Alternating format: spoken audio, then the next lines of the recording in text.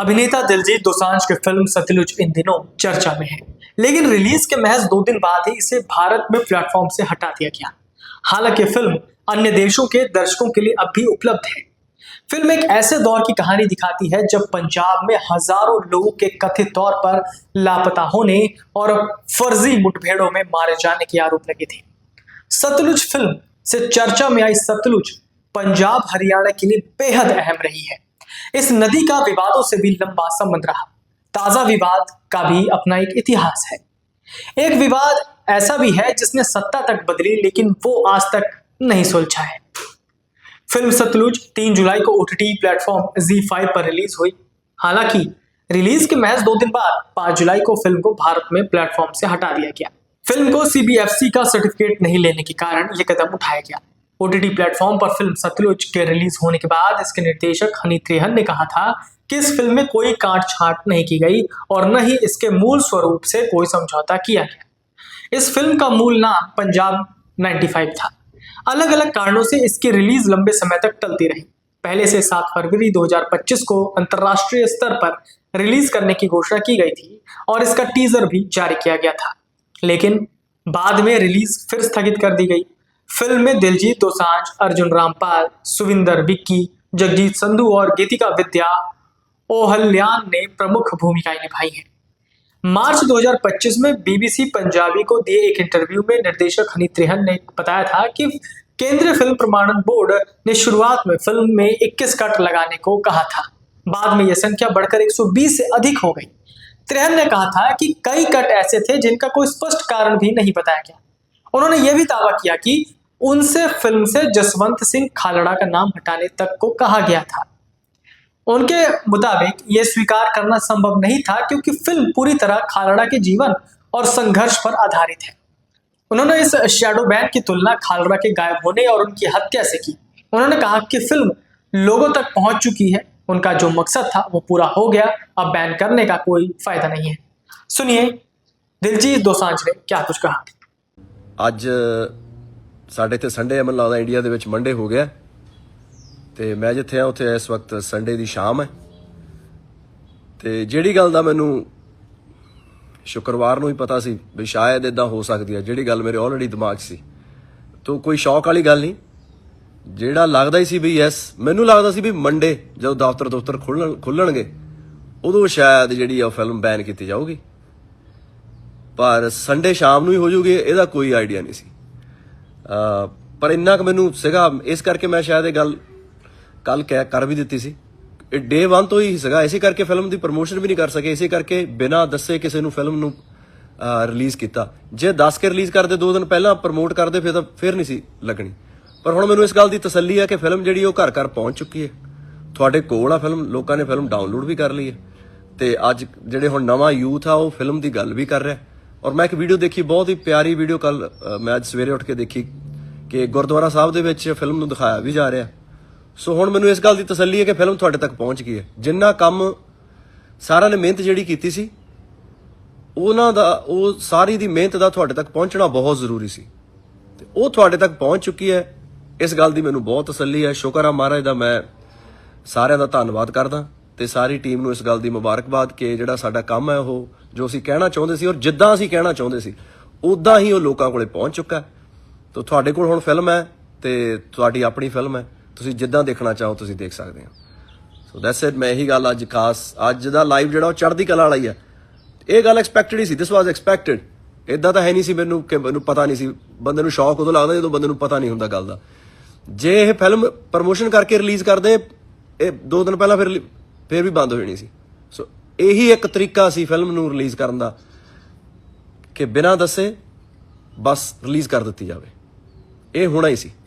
खालड़ा ने 1980 और 1990 के दशक में पंजाब में कथित फर्जी मुठभेड़ों और लापता हुए हजारों सिख युवाओं के मामलों को दस्तावेजों के आधार पर उजागर कर राष्ट्रीय स्तर पर ध्यान खींचा। बाद में वो शिरोमणि अकाली दल के मानवाधिकार प्रकोष्ठ के महासचिव बने। 6 सितंबर 1995 को उन्हें कथित तौर पर अमृतसर स्थित उनके घर से अगवा कर लिया गया। आरोप है कि पुलिस हिरासत में यातनाएं देने के बाद उनकी हत्या कर शव को हरी के पुल के पास सतलुज नदी में फेंक दिया गया। हालांकि सतलुज को लेकर यह विवाद नया नहीं है।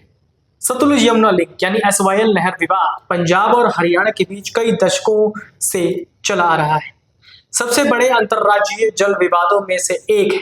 आइए इसकी पृष्ठभूमि के बारे में भी जानते हैं। 1960 सिंधु जल संधि, भारत और पाकिस्तान के बीच सिंधु जल संधि हुई। इसके तहत भारत को रावी, ब्यास और सतलुज नदियों के पानी के उपयोग का पूरा अधिकार मिला। 1966 हरियाणा का गठन और विवाद की शुरुआत। पंजाब के विभाजन के बाद हरियाणा राज्य बना। इसके बाद सवाल उठा कि रावी और ब्यास के पानी में हरियाणा का हिस्सा कैसे मिले। इसी उद्देश्य से सतलुज यमुना लिंक नहर बनाने की योजना बनाई गई ताकि सतलुज का पानी हरियाणा तक पहुंच सके। हालांकि पंजाब ने इसका विरोध किया। उसका कहना था कि रिपेरियन सिद्धांत के मुताबिक किसी नदी का पानी उसी राज्य का होता है जहां से वो नदी बहती है।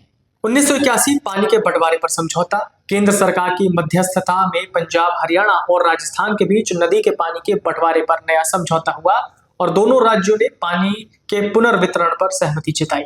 1982 SYL नहर का निर्माण शुरू। पंजाब के कपूरी गांव से 214 किलोमीटर लंबी SYL नहर का निर्माण शुरू हुआ। इसमें से 122 किलोमीटर हिस्सा पंजाब में और 92 किलोमीटर हिस्सा हरियाणा में पड़ता है। लेकिन पंजाब में इसका जबरदस्त विरोध हुआ। आंदोलन, प्रदर्शन और हिंसा बढ़ी, जिससे यह मुद्दा कानून व्यवस्था और राष्ट्रीय सुरक्षा से भी जुड़ गया। 1985 राजीव लोंगोवाल समझौता, तत्कालीन प्रधानमंत्री राजीव गांधी और अकाली दल के नेता संत हरचंद सिंह लोंगोवाल के बीच समझौता हुआ। इसके तहत नदी के पानी का दोबारा आकलन करने के लिए ट्रिब्यूनल बनाया गया।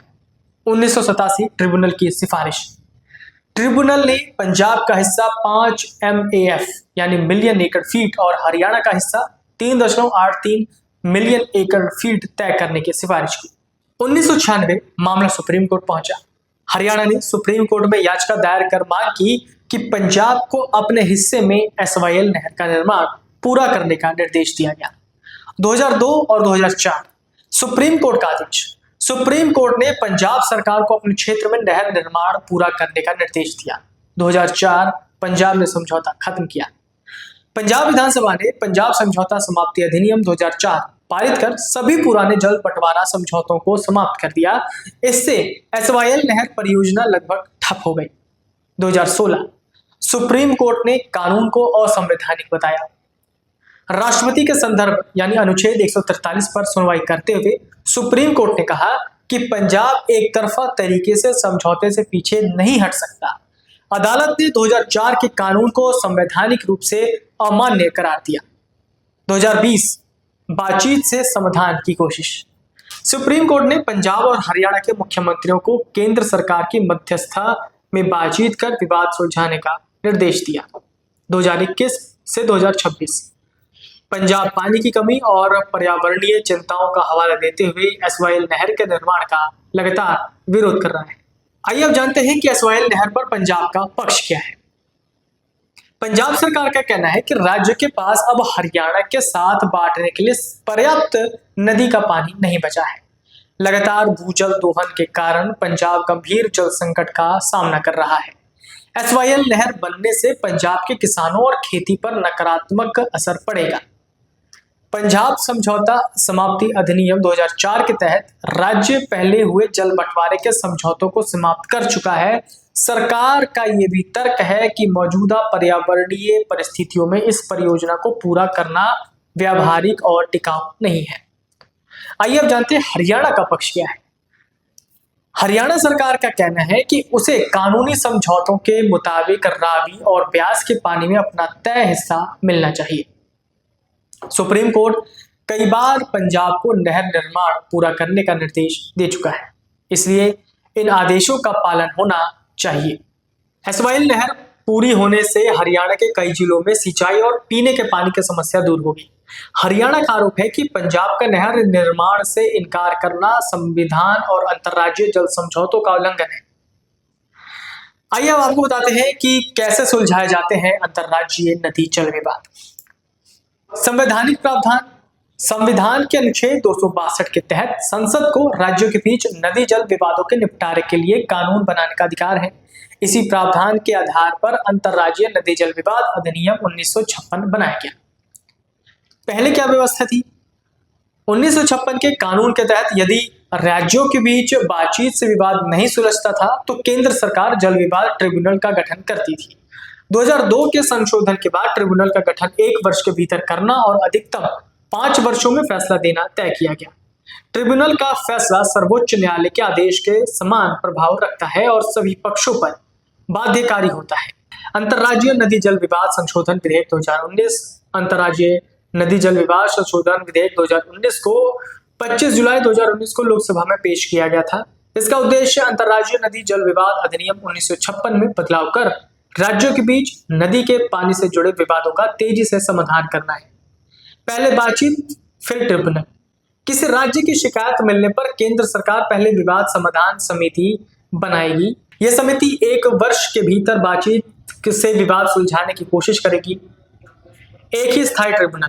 अगर डीआरसी विवाद नहीं सुलझा पाती तो मामला अंतर्राज्यीय नदी जल विवाद ट्रिब्यूनल को भेजा जाएगा। नए ट्रिब्यूनल में 1 से अधिक पीठ होंगी और पुराने सभी ट्रिब्यूनलों के लंबित मामले इसमें स्थानांतरित कर दिए जाएंगे।